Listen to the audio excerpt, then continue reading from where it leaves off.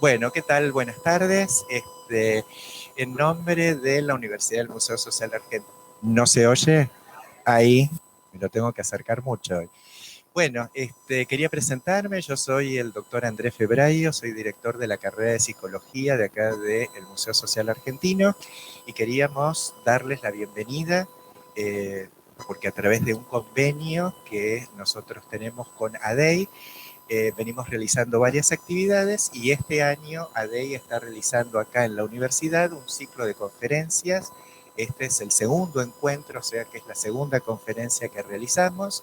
Así que bueno, en principio quiero agradecer como siempre a ADEI por todo el trabajo que viene realizando, particularmente a su presidenta, Ana Brusco, a su directora general, Graciela Ricci, y todo el equipo de ADEI que seguramente muchos de ustedes conocen.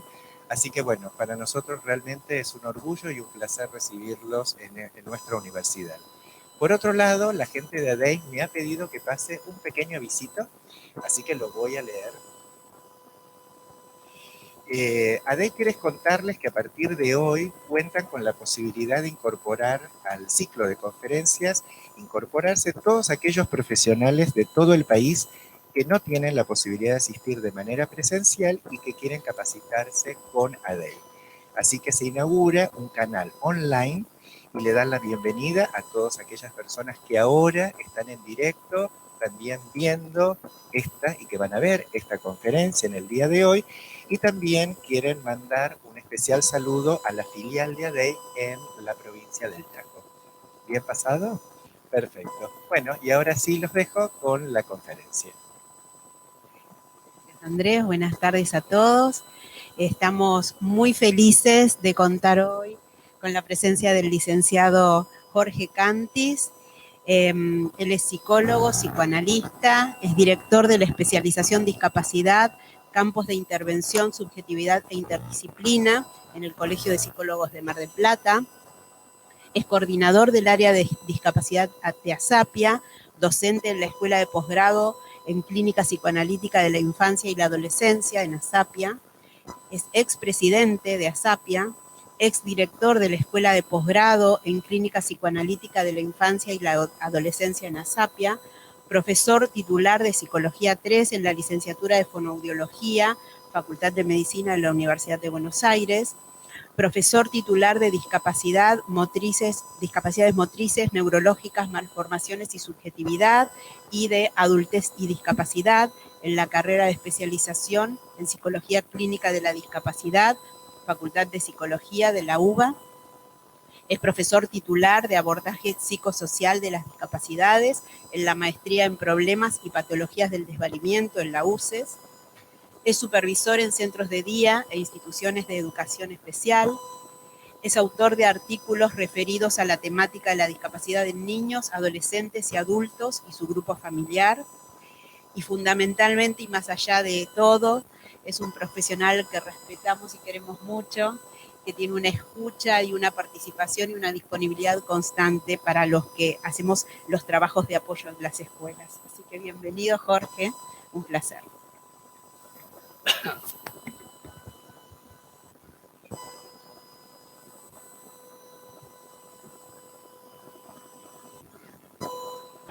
Buenas tardes, ¿se escucha bien?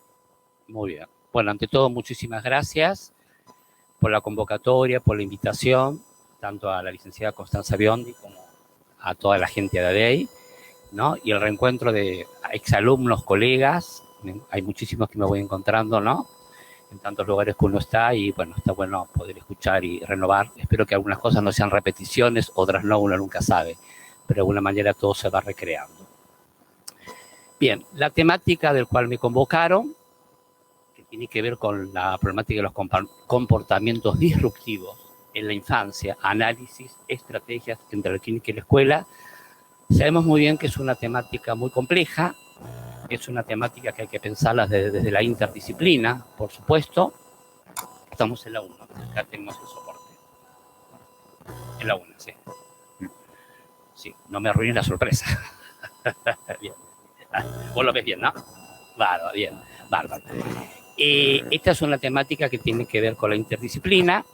Y si bien hay abordajes múltiples, yo lo había enfocado desde el punto de vista de lo psi, que sería mi mirada. Está claro. Eso no quiere decir que yo incluyo, obviamente, el trabajo en equipo, que quede claro. Bien. Hay un stop ahí por ahí. Bárbaro. Bien. Nosotros podemos pensar a qué se define y qué es lo abrupto, qué es lo disruptivo. Lo disruptivo nosotros lo definimos como una ruptura brusca. Y ahora sí, vamos a la número 2. ¿Cómo pensar y reflexionar lo disruptivo? Y teniendo en cuenta 4 ejes fundamentales, que es el niño, la familia. Me parece que es importante poder pensar en términos de la familia más allá de los padres, por los efectos que produce las conductas disruptivas en los grupos familiares, hermanos, abuelos, familia extendida. La escuela, obviamente, por lo cual la ley tiene que ver mucho con las escuelas, por supuesto, y como las conductas disruptivas muchas veces pueden irrumpir más en la escuela que en las casas, al revés. A veces puede ser intrafamiliar, pero muchas veces encontramos esta problemática en las escuelas y no en casa, que no es una cosa menor. Y por supuesto el contexto social, por supuesto. Bien. Ahora sí. Bueno, tengo tantos ayudantes que me voy a tratar de no estar pendiente de todo como acostumbro y a poder dar la conferencia. Nosotros, si rastreamos en la bibliografía, este término tiene que ver con conceptos psicopatológicos y más con una nomenclatura psiquiátrica. Entonces, si nosotros buscamos qué es lo disruptivo, rápidamente nos encontramos con 2 trastornos fundamentales, que es el trastorno negativista desafiante y el trastorno disocial. En el trastorno negativista desafiante, el patrón tiene que ver con la hostilidad, con desobedecer, con discutir, fundamentalmente la autoridad, en este caso a los maestros, a la directora, al director. El trastorno disocial lo definen como un patrón repetitivo, persistente y que tiene que ver con desafiar las normas, con las reglas, y muchas veces el desafío tiene que ver con mentir, lastimar al otro. Todo esto se engloba con el famoso trastorno por déficit de atención con hiperactividad, y uno podría decir que más que niños hiperactivos son niños con hipermovimiento. Ojalá sean hiperactivos, porque la hiperactividad implica poder hacer actividades. En realidad, el niño hiperactivo no le cuesta mucho hacer actividades y está en pleno movimiento. Por eso, en realidad, me parece que la nomenclatura es mejor pensarla en términos de hipermovimiento, a que el niño que deambula, que va de acá para allá en todos lados. Bien, vamos ahora a poder pensar, y ahora vamos a la 4.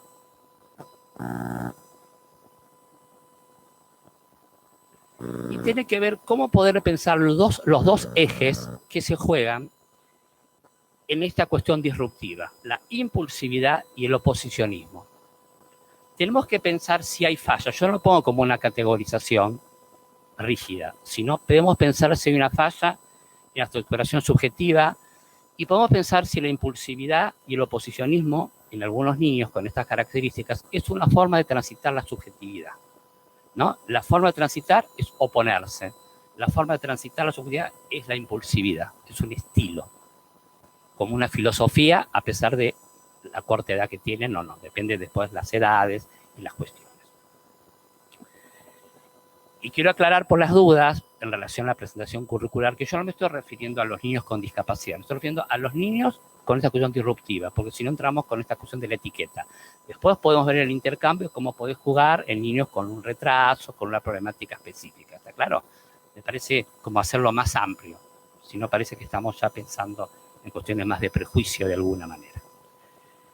Entonces tenemos que ir viendo cómo está organizado el psiquismo de estos niños en relación a esta impulsividad y este oposicionismo. Si hay fallas en su armado psíquico, ¿no? Porque el concepto de la disrupción es un concepto que habla del comportamiento y de la conducta. Y nosotros sería importante pensar qué le pasa en su armado interno, en su armado psíquico.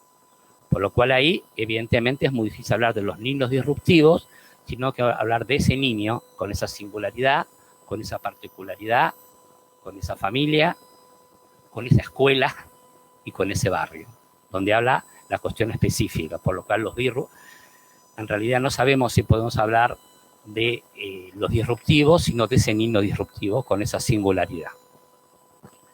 Vamos ahora a trabajar el eje de la impulsividad y después del eje del oposicionismo. ¿Voy rápido? No. Ah, bueno, prepárense porque después voy. Es mi estilo, pero voy como caldeando el grupo. Vamos a pensar qué es la impulsividad y la podemos pensar. Ahí está. La impulsividad como la no organización de una función yoica, y ahí podemos pensar dos problemáticas.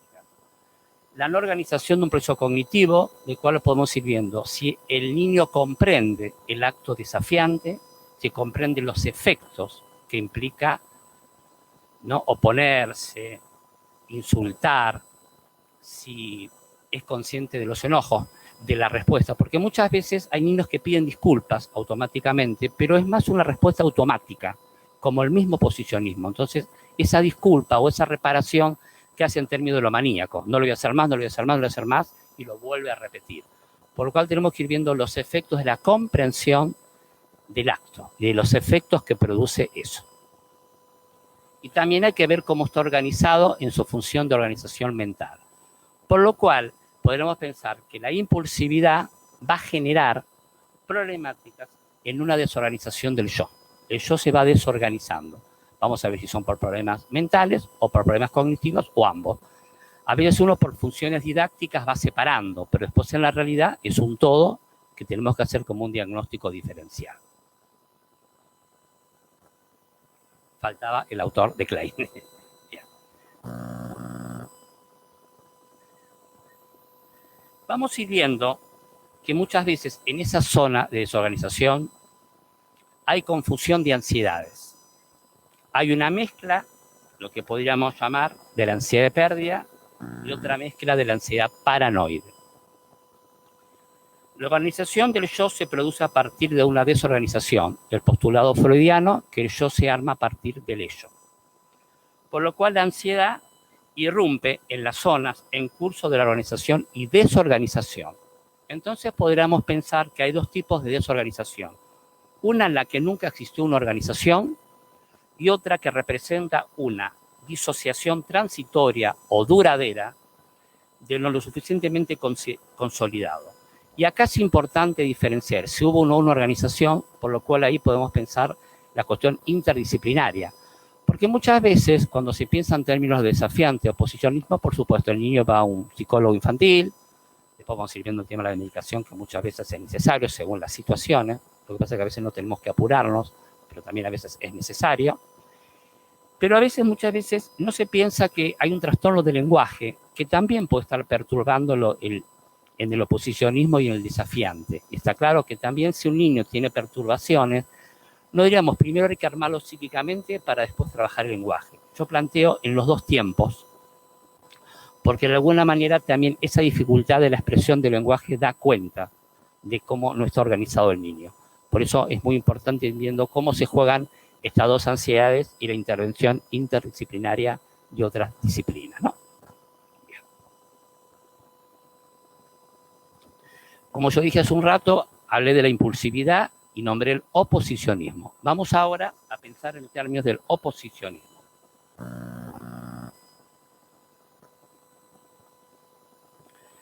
El oposicionismo lo tenemos que pensar como activo como pasivo. El activo es el tradicional, es el niño ruidoso, el niño que cuestiona todo, que canaliza su propia hostilidad con la acción.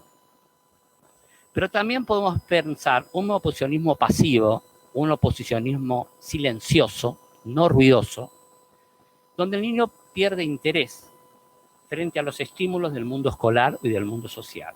Yo quiero hacer hincapié a esta cuestión porque muchas veces hay una tendencia a ver a este niño porque altera al grupo, especialmente en una dinámica escolar, y tenemos que ir viendo el oposicionismo pasivo también del niño que está muy silencioso y que puede promover también agresividad en el otro o impaciencia en el docente, ¿por qué no? Entonces vamos ahora a poder conceptualizar el comportamiento disruptivo silencioso, no solamente el comportamiento disruptivo tradicional, sino lo disruptivo como silencioso. Y como tal podríamos hacer un juego de palabras donde puede haber una pasividad activa. Es decir, una pasividad hostil. El niño es muy activo en su pasividad. ¿Sí? En esa pasividad activa hace una serie de actos como un intento de provocación tan activa como el niño que grita, que pega, que lastima, que molesta. ¿Bien? Yo tengo que estar en todo, ¿bien? Bien. Entonces uno podría pensar en relación con esta cuestión si la pasividad hostil del niño que le cuesta participar y que no puede, lo podemos vincular con el estado de aburrimiento. Por lo cual ahora voy a desarrollar toda la concepción del aburrimiento en la infancia, que no es una cosa menor en estos tiempos, ¿no? Que en realidad el aburrimiento no es algo nuevo, pero ahora tiene algunos ribetes para pensar. Entonces vamos a desarrollar entonces la hostilidad pasiva como conducta disruptiva, silenciosa, vinculada al aburrimiento. Entonces vamos a hacer algunas definiciones de lo que es el aburrimiento. Voy a poner todo, así a mi compañera la dejo tranquila, allá también, y todos disfrutan también de la ponencia. Bueno, vos no mucho, porque estás ahí, después te la paso. Bien, ¿cómo conceptualizar el aburrimiento? Para después pensarlo en el tema del contexto escolar. Hay autores como Cahan que dice que el aburrimiento tiene la característica propia de la tendencia antisocial. Este aburrimiento no es una cosa menor porque el niño aburrido está excluido. Tanto nosotros trabajamos la inclusión, ¿no? Tanto que ADEI está muy firme con las temáticas de la inclusión. El niño aburrido es un niño que está excluido. A lo mejor se autoexcluye. Y ese es un tema no menor. Por lo cual no se integra y corre el riesgo que lo antisocial quede instalado en esa cuestión del vínculo. Bertrand Russell define el aburrimiento como un ingrediente imprescindible de la vida, donde también es bueno aburrirse. Es necesario aburrirse en términos de tanto estímulo que vivimos, pero hay que ver si el aburrimiento está vinculado con cuestiones de la creatividad o no. Tercero, el aburrimiento como una consecuencia de la acción de la pulsión de muerte, el retorno al mundo inorgánico. Esto es interesante para pensar el aburrimiento en términos de la desvitalización anímica, ¿no? El niño aburrido en términos de una pulsión de muerte porque está desinteresado en extremo. Ya hablamos de ciertas patologías, podríamos pensar, pero que es un núcleo interesante a pensar. El aburrimiento como equivalente de la depresión en el niño. Hay una autora, Melita Sperling, que es psicoanalista, post-kleiniana, habla del aburrimiento como equivalente depresivo y liga esto con los fracasos escolares, de cual uno podría pensar en aquellos niños que tienen. Una cosa es la fobia escolar y otra cosa es el fracaso escolar.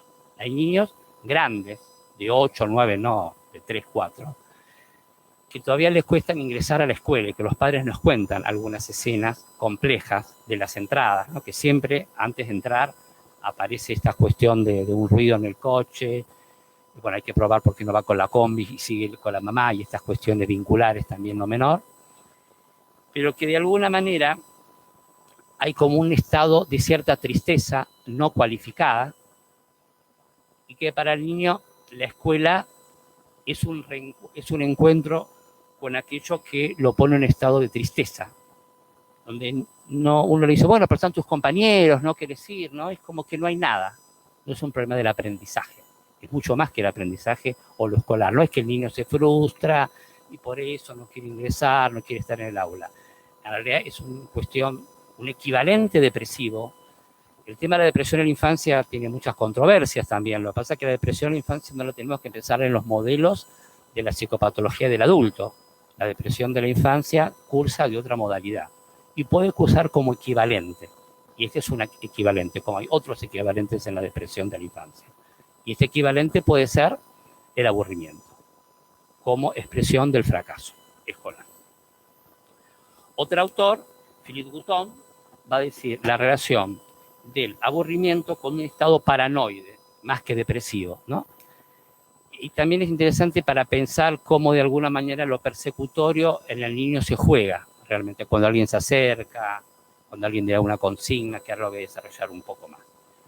El hastiado hace creer que está deprimido cuando en realidad está paranoico. Es interesante para ver la diferencia, esto textual del autor, ¿no? En realidad nos muestra esto, pero en realidad está muy perseguido por el otro, no se puede acercar, que el niño se irrita. Entonces parece que está saliendo del silencio, pero es por la irritabilidad que implica ese encierro.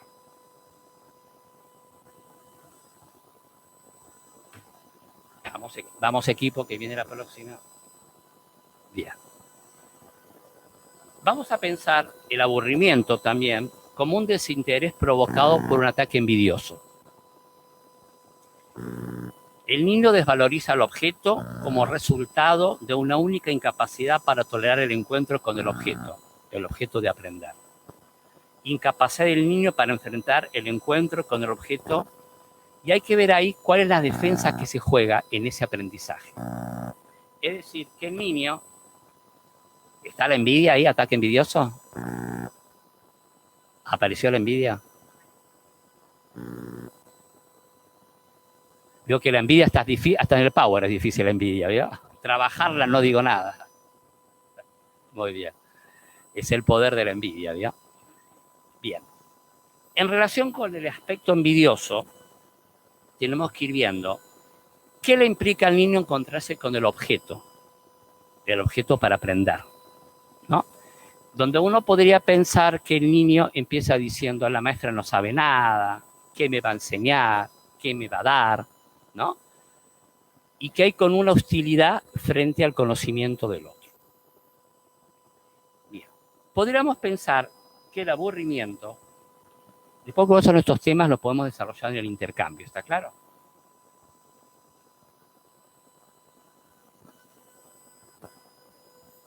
Podríamos pensar el aburrimiento en sus dos fases, en sus dos manifestaciones, como sentimiento de injusticia y como vivencia de vacío psíquico. El sentimiento de injusticia en sentimientos de humillación, por lo cual para un niño puede ser una injuria narcisista que alguien le diga algo, una injuria narcisista que el otro le explique, le diga. Los chicos hacen así y no quieren escuchar. Entonces el maestro dice, ¿qué hago? Yo estoy para eso. Y también una vivencia de vacío psíquico, donde hay una falla de simbolización en la vinculación. Entonces voy a desarrollar el sentimiento de injusticia y el sentimiento de injusticia en los estados de aburrimiento de los niños.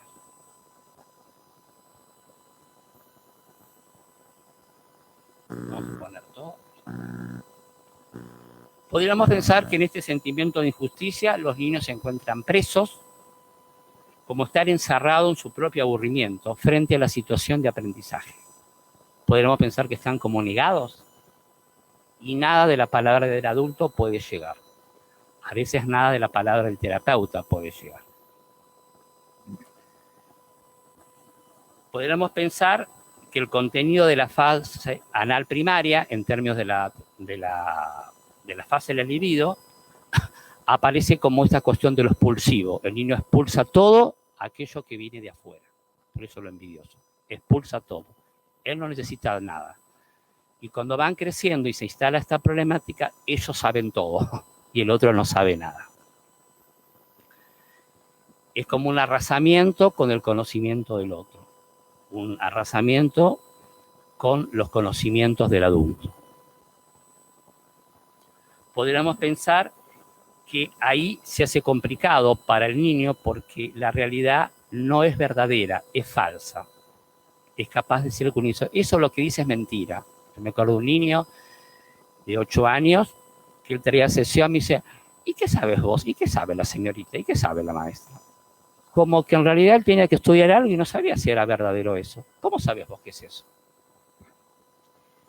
Yo lo atiendo en el consultorio de niños y en el consultorio de adultos o de padres tengo el título. Y él me cuestionaba dónde estaba, cómo yo sabía, porque los doctores tenían título. Tuve que llevarlo al consultorio de adultos para botarle mi diploma, ¿no? Hasta tal la cuestión del desafío que implicaba esa cuestión. Por lo cual podemos pensar que muchas veces la realidad es mentirosa para el niño, no es verdadera. Por eso aparece como falsa y como vivencia de vacuidad, con la complejidad que implica. Por eso, muchas veces este sentimiento de vacío se transmite de alguna manera a estados de somnolencia. El niño, claro, frente a esta situación, ¿qué hace? Se queda como dormido o apático en la escena escolar, en la escena de aprendizaje. Se aburren porque le falta el interés frente al objeto del mundo, para descubrir el mundo. Entonces uno podría pensar, vieron que yo en la otra cuestión había comentado el tema de las fallas en la simbolización de la vinculación y la relación con el vacío psíquico. Vamos ahora a hablar de las dificultades de estos niños en la vinculación, porque si está aburrido, cuestiona, no juega, porque no solamente en la escena escolar, sino que también se aburre en el recreo, no juega, no participa, no se vincula. Entonces, lo que podemos decir es que es un vínculo anulado o un vínculo debilitado. Es decir, que hay problemáticas en la simbolización. Nosotros sabemos muy bien que los que trabajamos con niños, la simbolización es la base para el aprendizaje, para la comunicación, para poder entender, para poder comprender. Entonces,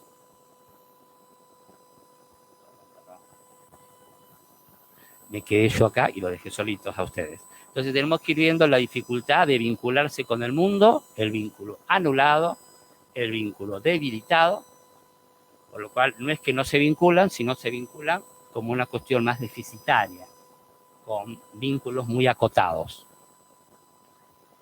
Y también, como había dicho, esta dificultad en la simbolización hace entenderse de un vínculo vacío.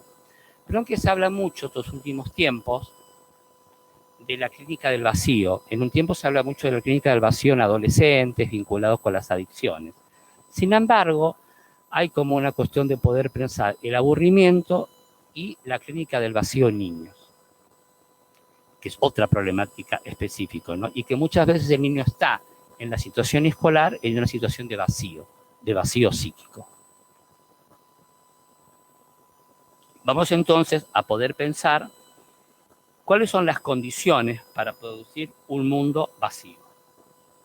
Vamos a poner todo, si ustedes ya lo tienen, y ya está. Esto es de un autor Tavia, que es un autor español. Él plantea 3, 4, 5, 6 ítems y voy a desarrollarlos y después cualquier cosa lo intercambiamos. Un mundo externo carente de interés. Tenemos que ir viendo de qué manera al niño le puede interesar el mundo y de qué manera no le interesa el mundo, especialmente el mundo escolar. Puede haber un mundo interno invadido por un mundo externo. En tiempos de internet, en tiempos de tecnología, que sabemos muy bien que el niño está bueno que tenga esta tecnología y nadie va a cuestionar, estamos viendo si el niño está inmerso en estímulos desmesurados. Muchas veces los niños se acuestan no con el osito, sino con la tablet ahora, ¿no? Con todo lo que implica. Y se va a dormir entre ruidos, entre sonidos, y se duerme entre sonidos. O sea, un adulto que se duerme en sonido es una cuestión y hay que ver qué le pasa a un niño que se duerme entre sonidos, ¿no? ¿Y qué pasa con ese mundo interno embarullado de alguna manera, ¿no?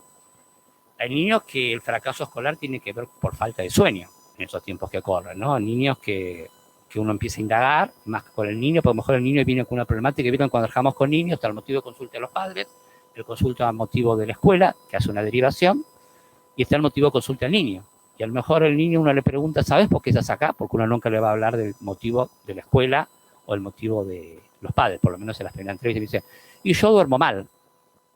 Y los padres a lo mejor ni tienen noción de que duermen mal, o está instalado, ¿no? Y son niños que duermen pocas horas. Y no estamos hablando más allá de las cuestiones biológicas, que para aprender hay que estar alimentado, por supuesto, y bien dormido, sino también hay que ver si no estará acostándose en términos del bochinche, del ruido. Hay un libro precursor, cuando yo me formé ya ahí entonces, ahí me pongo melancólico, con Raquel Seufer, El niño y la televisión, y que se habla de televisitis o televisiosis, que hablaba de la adicción a las imágenes televisivas allá y entonces. De cual, lo perturbador que implicaba al niño, las imágenes y que esto que lo otro. Veo gente querida que llega tarde, pero no importa, están acá. Un beso. Bien, yo voy pasando lista, ¿vio? Vienen de lejos, de San Martín. Volvemos. Hay un mundo externo gobernado por un objeto externo, madre y padre, con fallas identificatorias. Ahí vamos a ir viendo qué modelo se produce la madre y el padre en relación con las identificaciones y los modelos. Voracidad envidiosa tiene que ver donde la envidia se convierte en una voracidad que se hace insoportable todo el saber que tiene el otro, del cual el niño se niega a nuevos saberes o nuevos aportes. Voracidad por objetos, etc. Repliegue defensivo y desmantelamiento del objeto es la suspensión de la vida mental. Y es como que encontramos que niños que están como suspendidos. En tiempos de ahora que estos últimos años hay una tendencia a patologizar la infancia, hay una tendencia a rotular. Cuando me dijeron estas cuestiones, no quiere decir que el niño tenga un funcionamiento autístico, sino que en alguna escena hay un repliegue, y ese repliegue pues, es una corriente autística de ese momento y de esa escena. Y eso no implica que un niño sea autista. Eso es importante ver porque nosotros podemos tener distintas corrientes psíquicas en los niños, más allá porque se está armando su psiquismo. Y si ya está armado, eso no implica, porque hay que ver si ese funcionamiento pasa en otras. Por eso está bueno preguntarse en otras situaciones escolares si tienen el mismo funcionamiento. No es lo mismo el niño en una situación con el analista del 1 a 1 que el niño en situación grupal. Pero hay que ver que a lo mejor en música está mucho más conectado y en lenguas está desconectado, de cual no aparece un autismo, pero sí aparece un repliegue frente a ese estímulo que no puede incorporar. Digo esto por esta tendencia rápida a los diagnósticos en estos tiempos de la patologización de la infancia. Y por supuesto, la falta del impulso, del interés, como que el libido se estancó y no avanzó. Entonces, en función de esto, ¿cómo se procesa el aburrimiento en el contexto escolar? Porque aquí hay muchos profesionales, maestros que están vinculados a estas escenas. Bien. Bien. Podríamos pensar que los niños en esta escena de aburrimiento se quedan dormidos o su equivalencia, somnolencia, apatía, frente a la situación de aprendizaje. No pueden cualificar esos estados. Puede haber un mecanismo de fuga cuando se rajan o cuando salen del aula. Esto es muy habitual. Cuando ve que la maestra no entiende, que el niño se levanta y se va. Y se va. ¿Y qué hacemos con esta escena no compleja? Que no hablamos de preescolares, hablamos ya de niños en la etapa escolar, ¿no? Tendencia a la violencia con sus pares, como una manera de salir del aburrimiento, o armar peleas cuando fracasa el mecanismo de fuga, porque cuando uno le dice, no puede salir, hay que esperar el recreo, bueno, arma la pelea como fracaso a esta cuestión. ¿Sí? Bien. Vamos ahora, articulando con esto, que todo comportamiento disruptivo, ahora voy a ligar el comportamiento disruptivo, ruidoso, oposicionismo, impulsividad, que hablé en un momento, con el disruptivo silencioso hostil. Vamos a juntar los dos ahora. Bien, podríamos pensar, vamos a copiar. Todo comportamiento disruptivo nos habla de cómo está organizada la parte psíquica del niño, en el sentido de sí mismo poco organizado. Una capacidad limitada para distinguir la realidad externa de la realidad interna. Muchas veces hay estados de confusión. Yo había hablado en un momento de la desorganización. Y una reducida habilidad de autorregulación de las emociones. Facilitar al niño el establecimiento de una organización del sentido del self, del yo. Un sentido de autonomía y darle la capacidad de aplazamiento para modular y regular la respuesta emocional. ¿Está claro? Por lo cual el niño se lanza, se manda. Aparte de eso, podemos pensar entonces en la organización y autorregulación. Ahora vamos a hablar del niño más ruidoso. Niños que no han desarrollado la capacidad de emplear sus emociones como sistema de alarma. Niños de acción. Niños de no palabras. Donde habría que ver cómo decodificar esas acciones. cómo traducir esas acciones, como qué quiso hacer, qué mensaje quiso dar.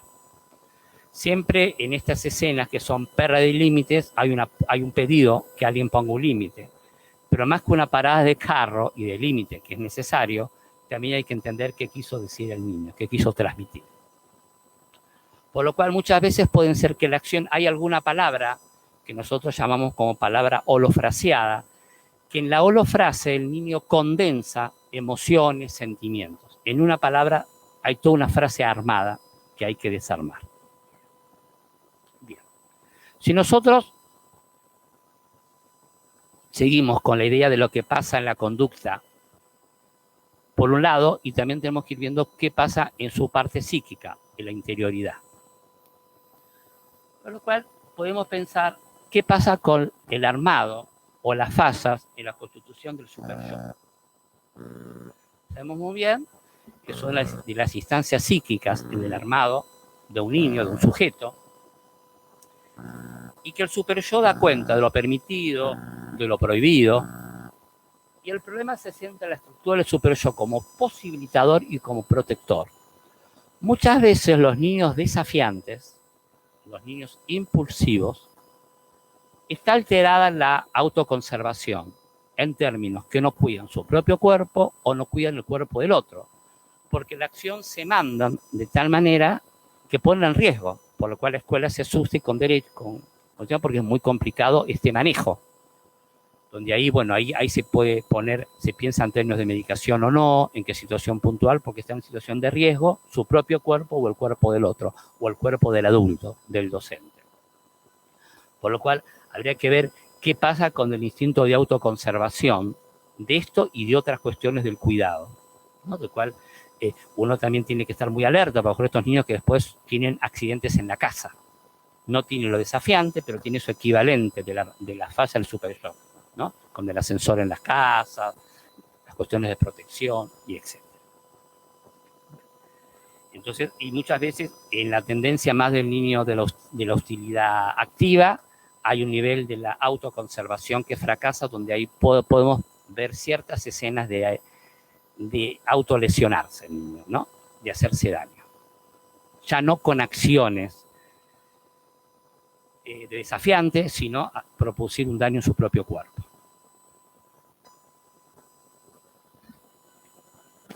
Si nosotros pensamos en la cuestión también de su interioridad de la metapsicología, tenemos que ir viendo también si en estos niños hay una falla en el armado del preconsciente. Mucho de lo esencial de estos niños está dicho, no está dicho, perdón, ojalá, mi deseo, está mostrado en acto, está mostrado en acción. Relata a través de los hechos de la acción. Relata a través de la apatía. Acá tenemos los dos modelos que me gusta siempre jugar en los de disrupción. La disrupción como relato de la acción, en cuanto a la acción y la provocación, y no hay nada de palabra, o el relato a través de la apatía, que también es una forma de comunicación, ¿ya? Desinterés.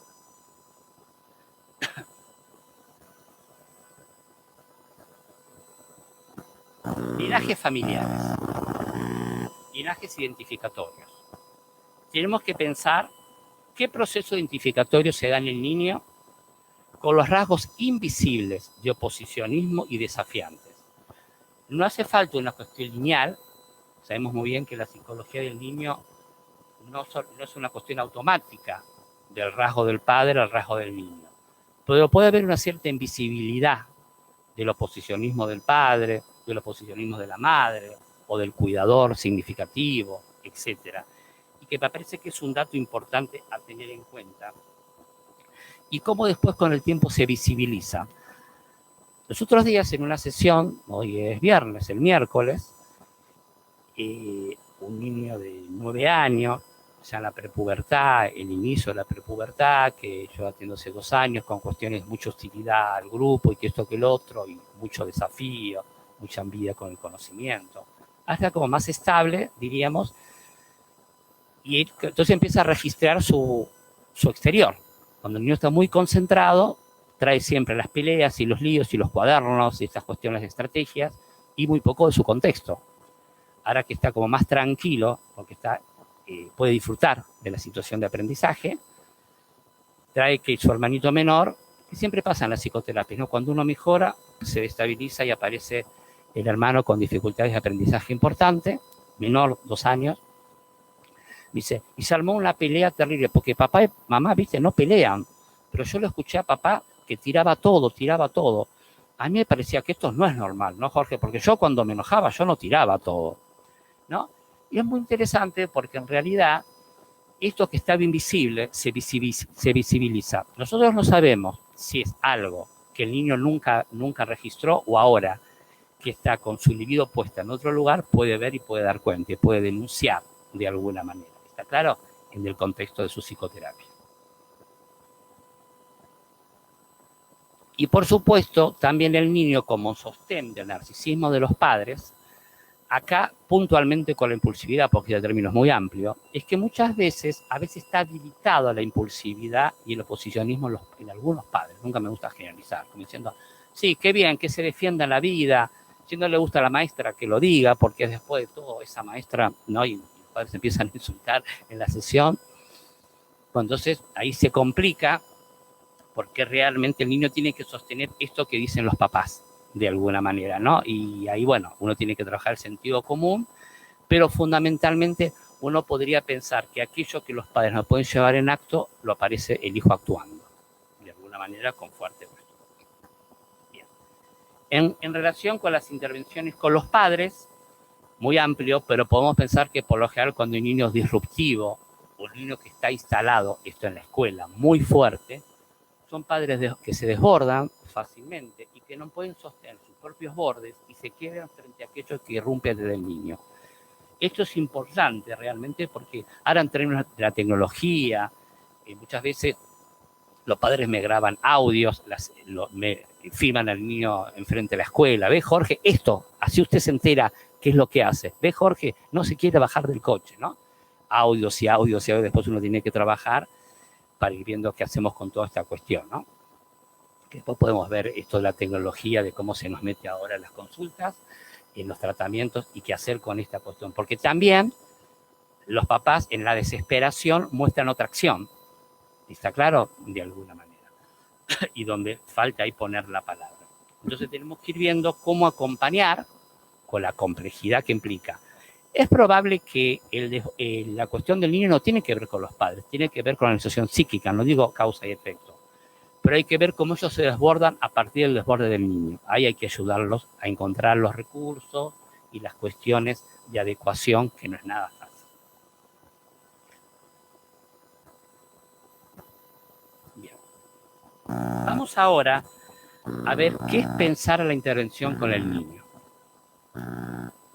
Después va a haber intervención en el aula, porque seguro que deben estar esperando más de uno acá. ¿Qué pasa en el aula? Seguro. También lo preparé.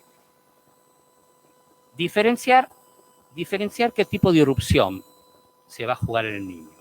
El niño cuando está en retracción es 1, 2 y 3.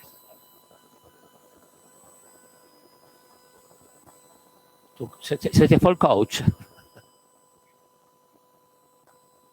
Ahí está. Otro más. Bien, barra. Muy bien. El niño cuando está en retracción hay que ver cómo inviste el mundo, porque el mundo está desinvestido, el mundo está sin interés. Hay que intervenir cuando el niño no puede atender, porque estos son como pequeños diagnósticos diferenciales dentro de la disrupción. Cuando el niño está en alerta permanente, muchas veces cuando el niño no puede atender, con esta clasificación de ADD, por eso digo, no es hiperactividad, sino hipermovimiento. El estar en tanto movimiento no puede atender y hay algo que lo distrae y que a veces viene del interior y a veces viene del exterior. Y niños que no construyen una representación de sí mismo y donde la envoltura es la palabra, ¿no? Donde parece que de alguna manera la palabra es lo que al niño lo envuelve y no lo saca de la representación. Vamos ahora a pensar juntos el tema de la intervención del maestro, maestra en el aula. frente a los niños con disrupción.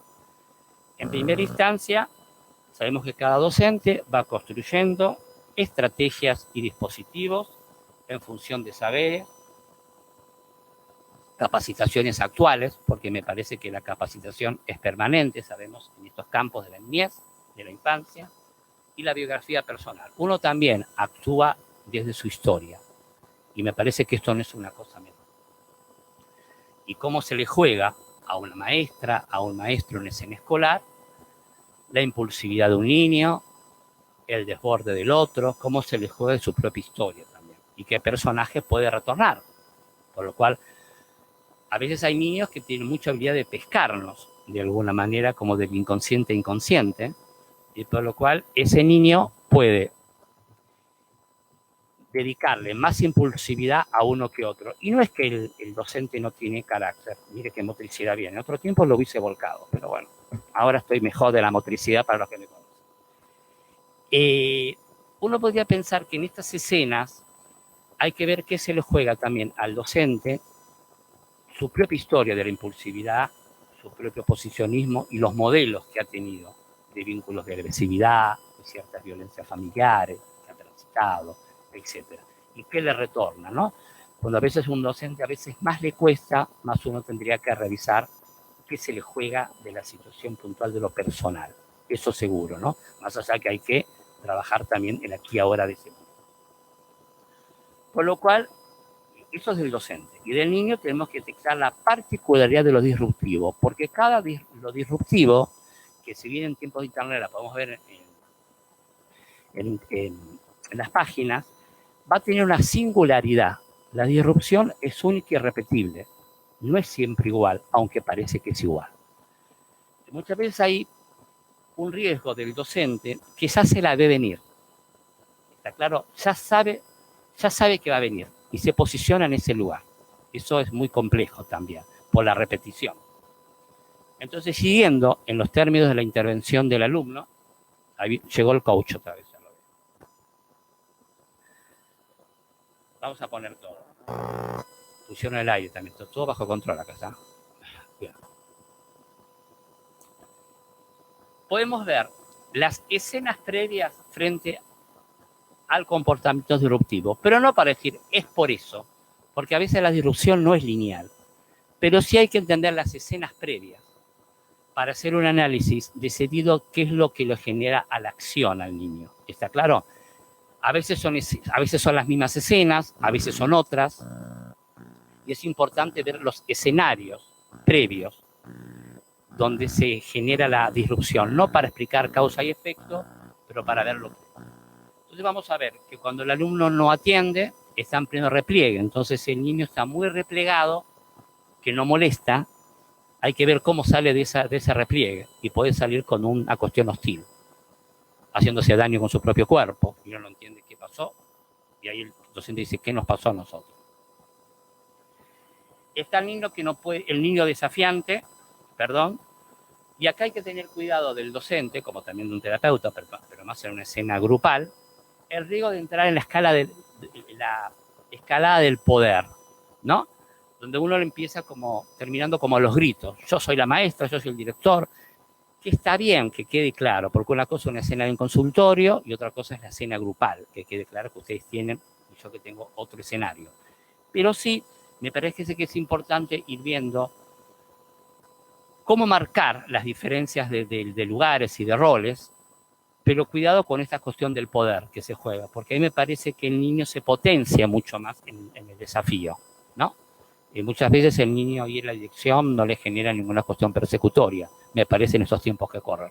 En mi época yo iba a la dirección y ya me curaban el trámite a la dirección, de alguna manera, ¿no? Ya era transferencial el tema, del cual ir a la directora, al director, más allá del estilo, no aparece como cuestión. Al contrario, un paciente me decía eso otro día, el niño de la dirección como caramelos, galletitas me dan, ¿no? Como que ya encontró la beta del beneficio secundario de estar todo el tiempo en la dirección.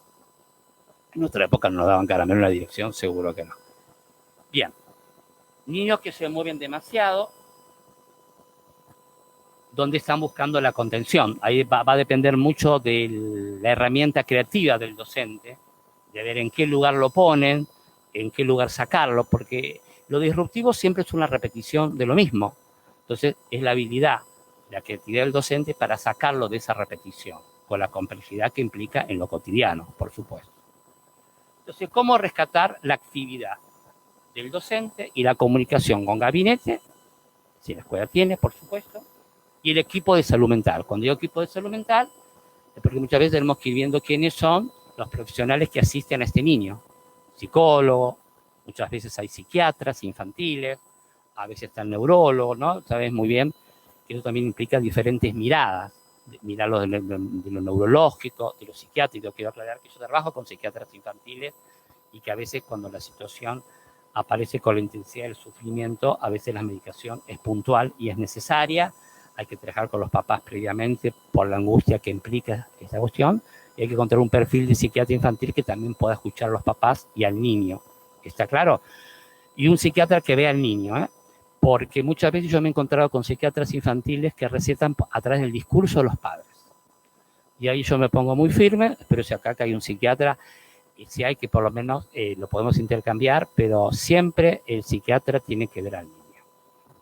No quedarse con el discurso, con la subjetividad y con un padre desbordado y que esto, que lo otro. Yo entiendo la cuestión de la multiplicidad, bueno, el tiempo que puede escuchar ese psiquiatra, ese niño, aunque sea verlo fenoménicamente, ¿no? Fenoménicamente verlo, no, la escucha es la escucha analítica, cada uno en su lugar, ¿está claro?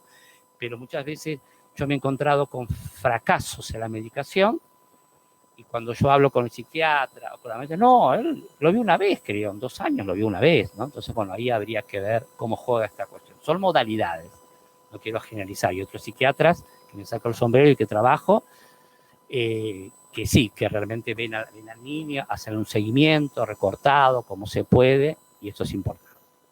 Bien. ¿Cómo andamos con los tiempos, bien? Sí, son las 8. Muy bien. Porque si queremos dar tiempo también al debate, no falta mucho. Entonces, por eso pregunté.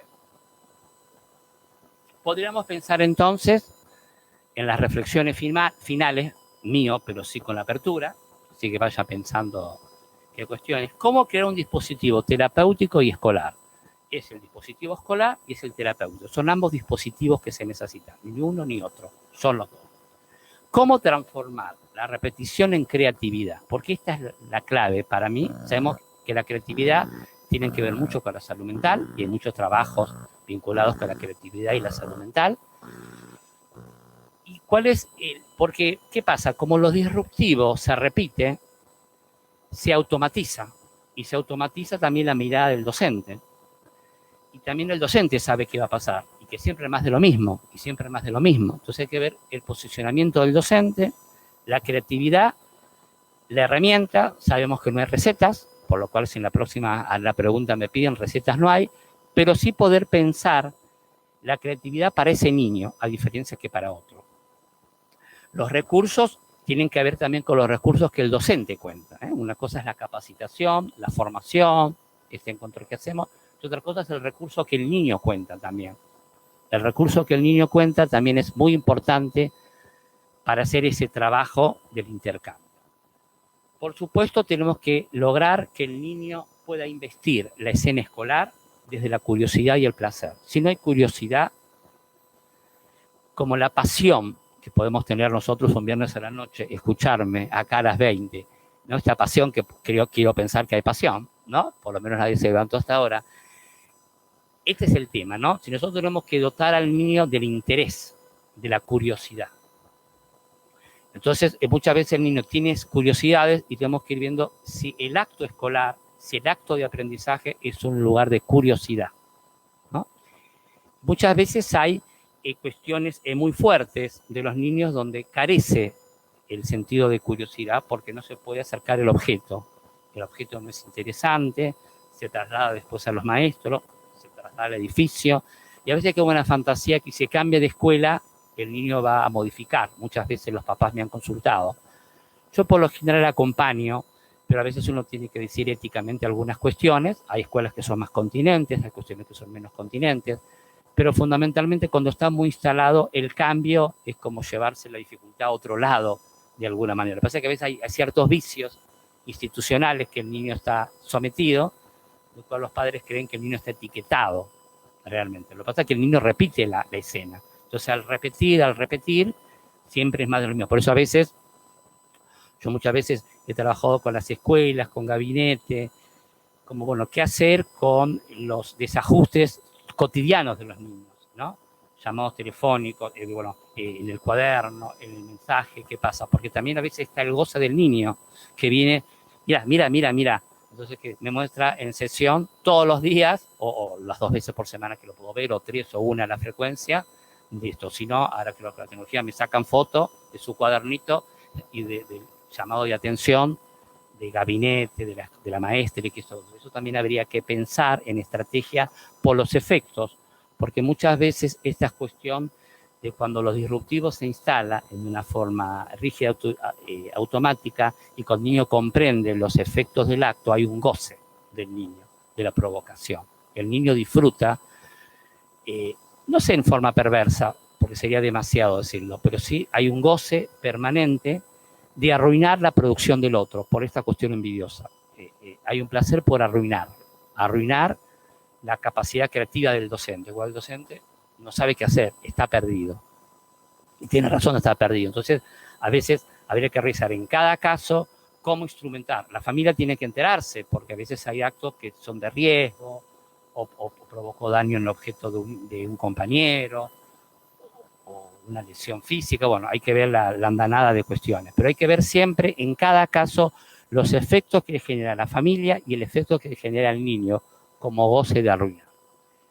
Entonces, lo importante en relación con las familias, por eso digo familias y no padres, aportar diferentes modos de vinculación con su hijo. Muchas veces los niños oposicionistas activos o pasivos, muchas veces yo he hecho sesiones vinculares con hermanos.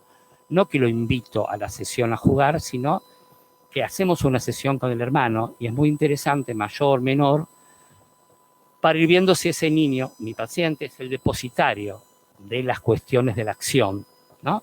Y quién promueve esta situación. Y también en el vínculo uno puede determinar qué otras cuestiones de lo familiar se va desanudando. Bueno, muchas gracias.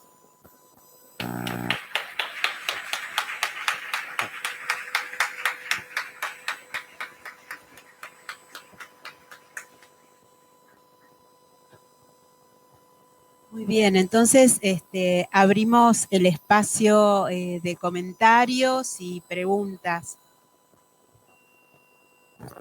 Seguramente uno iba pensando, ¿no?, en situaciones y en niños a partir de las palabras de Jorge, ¿no?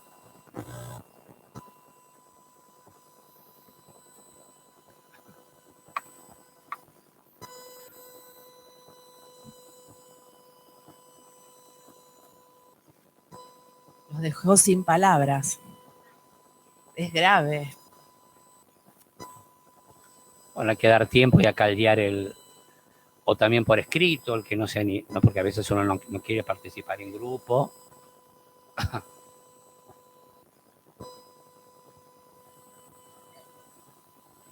Bueno, voy a preguntar yo. Dale, dale. Ya que tenemos algún tiempo, pensaba en estos alumnos, ¿no?, que, como usted bien decía, deja como en jaque al colegio. No puedo dejar de pensar en algunos casos en particular, que lo voy a tratar de transmitir como general. Muchas veces las escuelas, frente a estas dificultades en la conducta, como la salida más rápida, avalada a veces por autoridades y demás, tienden a la suspensión de ese alumno. Esto conmueve mucho a la familia, enoja, y mi pregunta siempre es si termina de ser efectivo esto o acrecienta aún más ese síntoma. No sé, se lo dejo, a ver. Bueno, yo voy respondiendo, así vamos pensando en preguntas. Claro, siempre habría que ver si la suspensión es tan abrupta como las conductas del niño. A veces son situaciones previas que la escuela va anticipando, va haciendo, ¿no? Por supuesto que es fácil suponer que la suspensión genera también un problema en la dinámica familiar, ¿no? Porque mamá y papá trabajan, tienen sus actividades, entonces genera primero una dinámica complicada y el niño empieza con el impacto de que se portó tan mal que lo suspenden. Siempre uno tiene que tratar que el niño no se porta ni mal ni bien, sino que el niño tiene expresión de sus sufrimientos y de sus padecimientos. Por lo cual no podemos decir que el niño es malo y el niño transmite esa cuestión. Es fácil suponer que a veces, lo que pasa es que hay que ver en cada singularidad, obviamente. Muchas veces las escuelas van anticipando que esto puede pasar.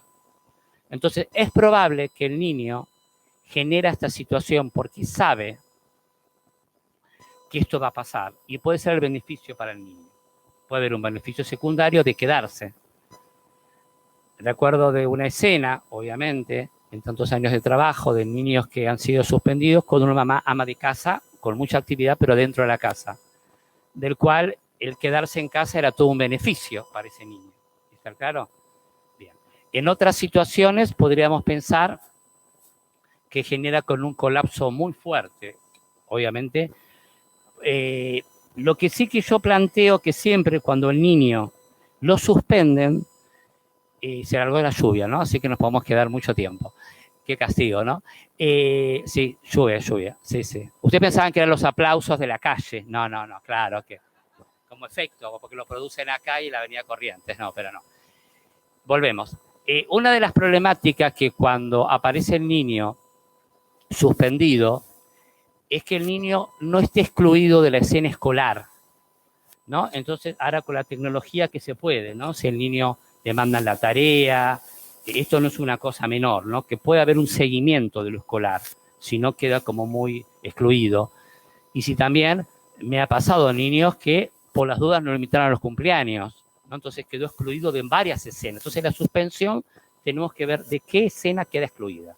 Si queda de la escena escolar, si queda excluido de la escena social, de la escena académica, entonces ahí habría que ver cómo juega, ¿no? Es fácil suponer que a veces hay situaciones de violencia de mucha escalada del niño. Por lo general la suspensión tiene que ver con situaciones de riesgo físico, por lo menos en mi experiencia, y que ustedes también tienen que ver. Y ahí hay que ver si el niño está medicado, no está medicado, si hay que medicar, y aparecen estas cuestiones muy, muy fuertes, ¿no? Pero bueno, muchas veces esta situación a veces es necesaria, pero yo cuando tengo un niño en psicoterapia que está con suspensión, empiezo a bucear la exclusión.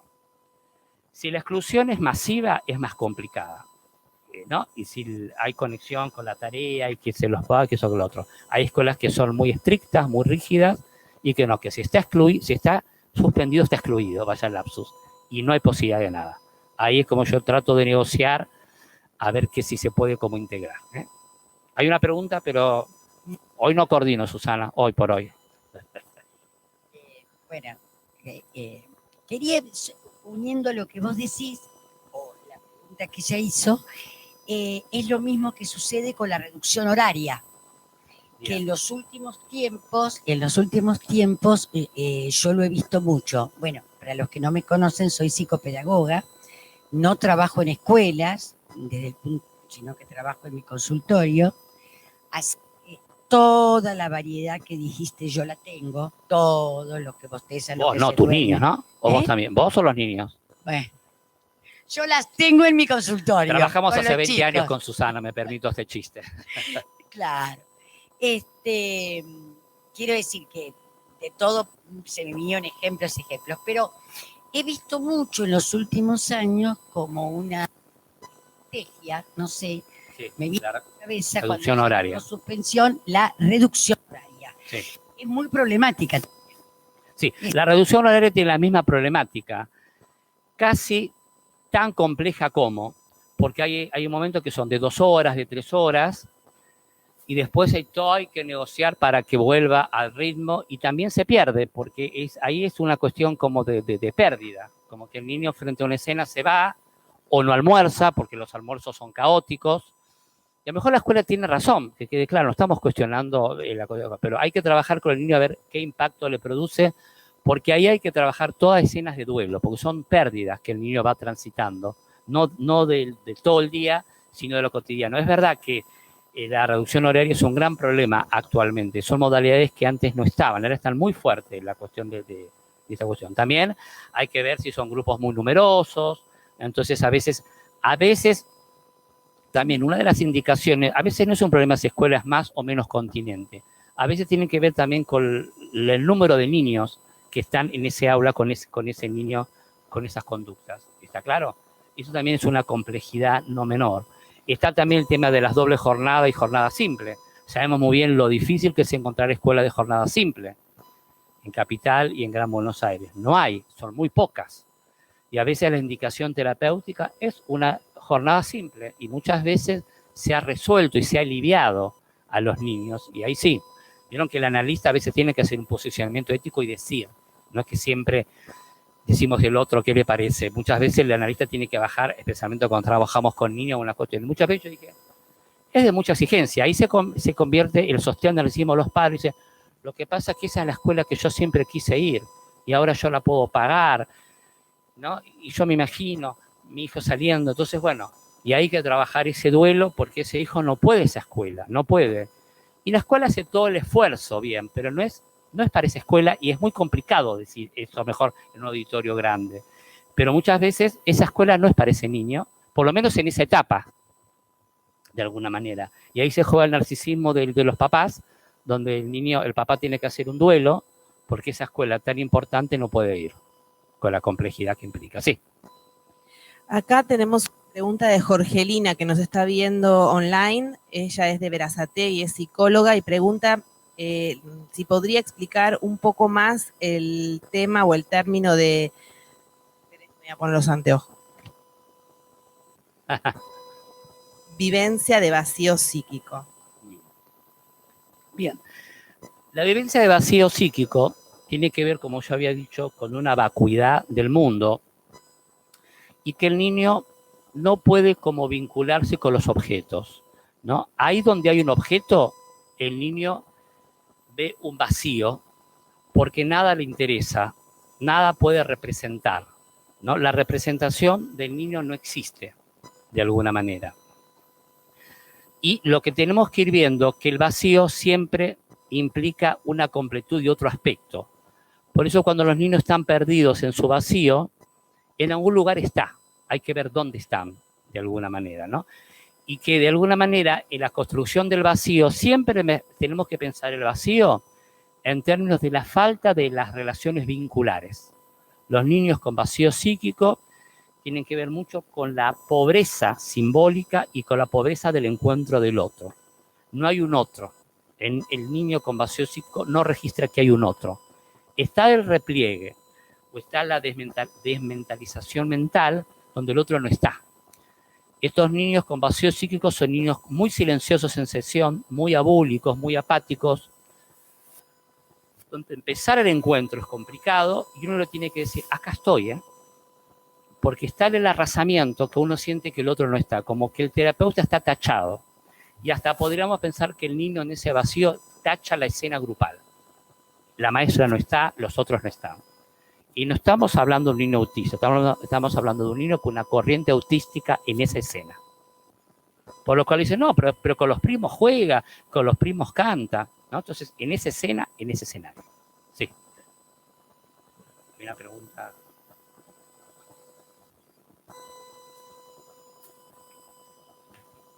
Hola, yo quería preguntar un poco más desde una óptica. Yo me dedico a la auditoría en discapacidad de una prepaga y era un poco enlazar lo que habías dicho anteriormente.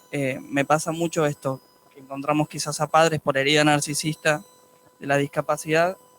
Me ha pasado de tener padres que quieren que el hijo vaya a un colegio bilingüe, ¿sí? Y estamos hablando quizás hay un trastorno del desarrollo del habla. Y es muy difícil a veces trabajar con esto, más desde el lugar que a veces uno tiene desde la prepaga, ¿no? Si bien hace un intento de alojar algo de esto, es muy difícil a veces llevarlo a cabo, digamos. Y en relación a esto también hay, por lo menos lo que yo me encuentro, como poner un acento, es diagnósticos que quizás no son claros y una falta de espera por parte de los profesionales intervinientes, de la familia, de los tiempos del sujeto, digamos. Claro. Hay algo que, la falta de espera, digamos, y encajar en algún lugar, ¿sí? Y lo veo mucho con la cantidad de sesiones, o sea, donde no tienen un fin, no se está trabajando nada específicamente, sino es lograr de alguna manera encasillarlo en algún lugar y el sujeto no aparece. Uno muchas veces los puede ver en cuál es el planteamiento que trabaja el profesional. Se pierde mucho eso, digamos. Hay algo de lo inmediato y la resolución en el momento y se deja de lado los tiempos del sujeto ahí, ¿no? Claro. Interesante lo que vos decís y tu mirada también como auditor, ¿no? Varias cuestiones ahí podemos trabajar. En primera instancia, cuando los papás exigen una cuestión de una escuela que no es para el niño, sino para esos padres, como cuestión compensatoria de la historia, cuando vos decís muy claramente, no le dan tiempo, lo disruptivo está en ellos, no en el niño, porque en realidad el problema de la disrupción es el problema del tiempo y el espacio, el apuro, ¿no? Muchas veces pasa con el pasaje de la primaria a la secundaria y la cuestión de, bueno, que tiene que ir a esta escuela y no sabemos, o uno sabe que el niño no va, que el puber no va a poder, no está en condiciones psíquicas realmente. Lo que pasa es que a veces eso es complicado porque sabe que fracasa porque si el terapeuta, en términos de una psicoterapia, no trabaja de lo que retorna de la historia personal de los papás, no hay trabajo psíquico, ¿no? Sino cuestión, no solamente evaluar al niño las posibilidades o reforzar, bueno, con maestra, vamos, va a tener una maestra, va a tener apoyos y todo esto. Entonces, claro, ahí se complica porque los papás dicen, y bueno, pero ¿por qué tengo que hablar de mí si es para mi hijo? Bueno, hay que ver la soltura del terapeuta para ir viendo cómo trabajar. Lo que uno podríamos pensar, lo que llamaríamos el siniestro, el retorno de lo reprimido. Ahí retorna algo de este hijo y que tiene que ver con él, porque seguro que a lo mejor él no pudo, o a lo mejor pudo. Fundamentalmente cuando pasan estas cuestiones disruptivas, fracaso escolar, oposicionismo, niños que le suspenden, que le reducen horas, rápidamente hay que preguntar la vida escolar. Los psicopedagogos lo hacen mucho y los psicólogos niños también tienen que hacerlo, es necesario, de rastrear la historia escolar de los papás. Y muchas veces yo me encuentro, yo en la escuela era terrible, repetí quinto, repetí esto, pero mi hijo no lo sabe, ¿eh? Por favor, esto queda entre nosotros. Está bien. Entonces, digo, pero bueno, pero usted muy mal no le fue, mire dónde está. Mejor un profesional, un papá con una cierta función, empresario, pero no solamente por la cuestión de la colocación del poder, sino de la satisfacción, de que armó una historia. Y dice, no, pero esto no, esta parte no. Esto también muchas veces queda como algo silenciado, oculto, y sabemos muy bien como terapeutas que nosotros no nos sirven los secretos, cómo abordar esto. Pero muchas veces yo me he encontrado con papá con historias de fracaso escolar muy fuerte, con una exigencia impresionante de los niños, y eso también retorna de alguna manera.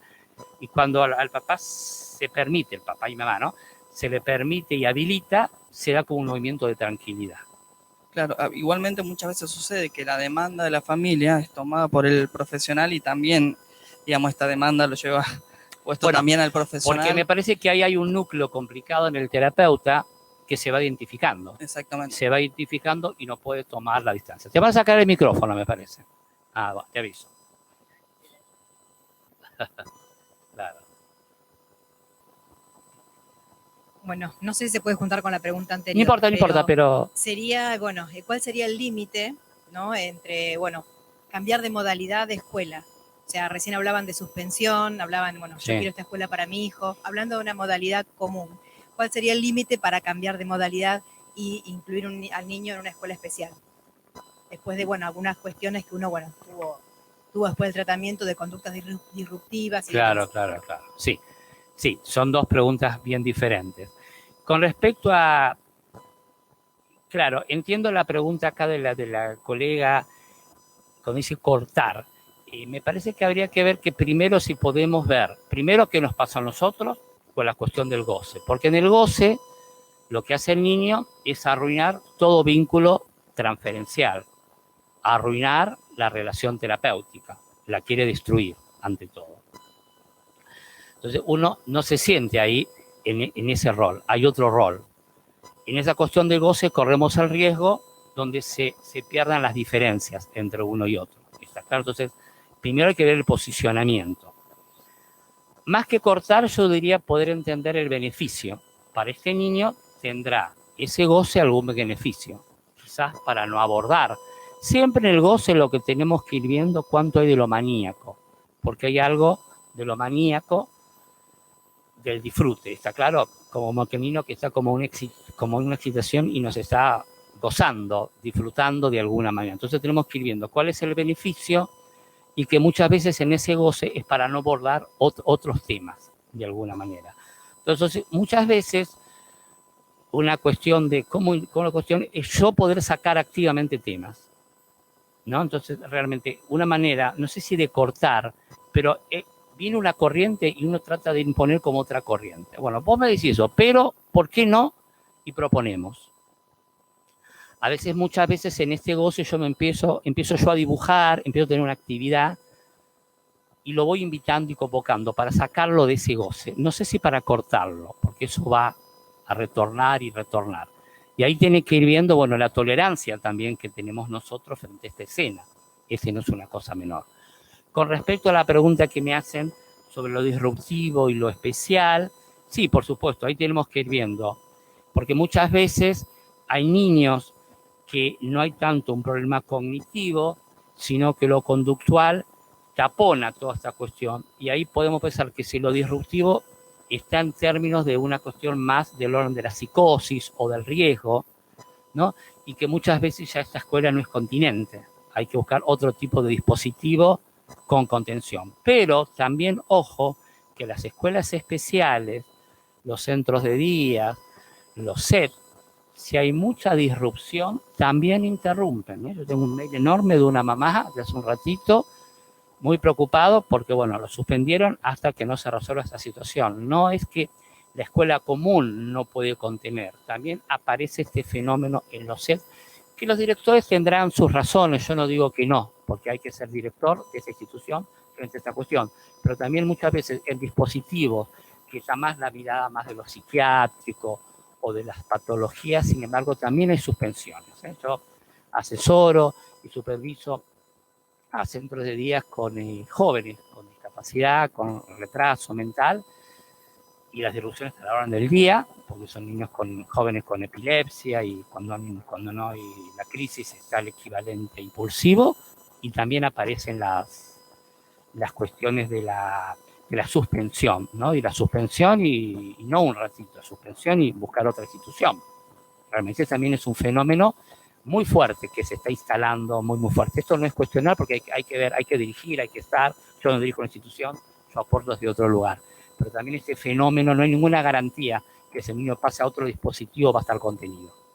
¿Está claro? Porque hay que ver si el niño o el adolescente, si es el dispositivo adecuado. Se llama intervención temprana, precoz y oportuna. Si la intervención que tiene es la adecuada, ¿no? Si el psiquiatra, el niño lo ve, si tiene la medicación, si los padres quieren hacer ese proceso de orientación para padres, se hace todo un circuito. ¿Está claro? El dispositivo. Siempre hay que revisar el dispositivo si se está cumpliendo, si lo está sosteniendo con todo el desgaste que implica, obviamente, ¿sí? Última pregunta. Allá. ¿Dónde es allá? Que no veo. Caminar muy lejos. Yo voy saludando a gente, madres, terapeutas, gente que aprecio mucho. Gracias. Volviendo a lo de investir la escena escolar, que usted habló de los intereses del niño, yo me pregunto cuando tenemos estos niños que tienen intereses medio obsesivos y que solo les interesa una cosa o un tema, ¿hasta qué punto es oportuno exacerbar eso si eso beneficia o aumenta la rigidez del niño? Mira, ese objeto es un objeto de poder de entrada al niño. Tenemos que por ahí entrar. Ahí es la vía que él nos dice, es por ahí. Ahí depende, insisto con el término, de la creatividad del docente para dotar de otro significado de ese objeto. ¿Está claro? Ubicarlo, ¿no? A ver, yo tengo un joven de 15 años que tiene una estructura con un retraso y algunas cuestiones, bueno, tiene una obsesión con un objeto puntual. Lo voy a cambiar por las dudas. A ver, un equivalente. Le gusta las estampillas. No es eso, pero más o menos, por las dudas. Estampillas. Y aparece como un ritual obsesivo, defensivo, porque en realidad en ese ritual hay una defensa. Es esto y no lo otro. Por lo cual es un objeto que implica que te metes hasta ahí, porque es muy defensivo. El otro no entra. Entonces está cómo dotar de creatividad ese objeto rastreando por distintas escenas, ¿no? La estampilla la podemos pintar, la cuestión la podemos ver en historia, en otras materias. Vamos a ir viendo, está claro, hay que ver, pero lo fundamentalmente me parece que es la vía de entrada, es la vía de entrada. Lo que pasa que lo que se hace angustiante para el docente es que la repetición. La repetición tiene que ver con lo automático y lo automático tiene que ver con la monotonía. Entonces yo invito a que siempre, que cuando escuchamos algo automático y monótono, cambiemos de espacialidad nosotros. Nosotros cambiemos el ángulo. Yo estoy acá hablando. Si yo hablo de acá para allá, voy a ver otra cosa. Y si ustedes estarían de acá para allá. Entonces hay que ver desde qué lugar nosotros miramos los temas. Entonces muchas veces la monotonía del niño es que hay que tratar que el adulto no se coloque en esa monotonía. Esa es la clave. Ahí depende mucho de la plasticidad. Entonces si agarramos un docente con algunos rasgos obsesivos, es un encuentro fatal, los une el espanto, ¿no? No el amor de la docencia, sería al estilo Borges, ¿sí? Bueno, ya está. Bueno, agradecemos muchísimo, voy para el otro lado, a Jorge Cantis por este espacio. Quedaron muchas preguntas sin responder, así que bueno, seguramente si el licenciado nos autoriza, tal vez se las podríamos mandar y en algún momento poder recibir algún feedback y bueno, enviar aquellas consultas que quedaron con ganas de ser respondidas. Quisiera invitar a Graciela Ricci y Ana Brusco, no sé si las dos o una de las dos, como quieran, a decir unas palabras y el cierre de la conferencia.